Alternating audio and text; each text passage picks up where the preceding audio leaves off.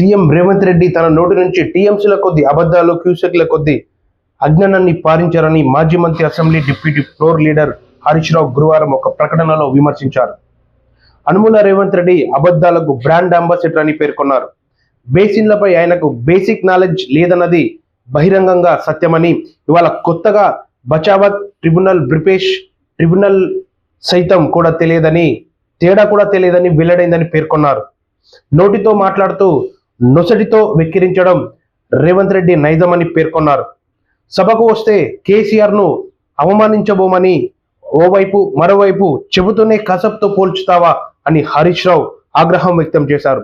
ఎన్నో పోరాటాలు చేసి ఎన్నో దీక్షలు చేసి తెచ్చుకున్న తెలంగాణను, కాంగ్రెస్ మెడల్ వంచి తెచ్చుకున్న తెలంగాణను అలాంటి వ్యక్తి కేసీఆర్ పై కసబ్తో పోల్చడం నీ సంస్కారానికి ఒక అర్థం తెలియదని, ఆ సిచ్యువేషన్ లో మన రేవంత్ రెడ్డి ఉన్నారని తెలంగాణ ప్రజలు సిగ్గుపడుతున్నారని హరీష్ రావు ఆగ్రహం వ్యక్తం చేశారు.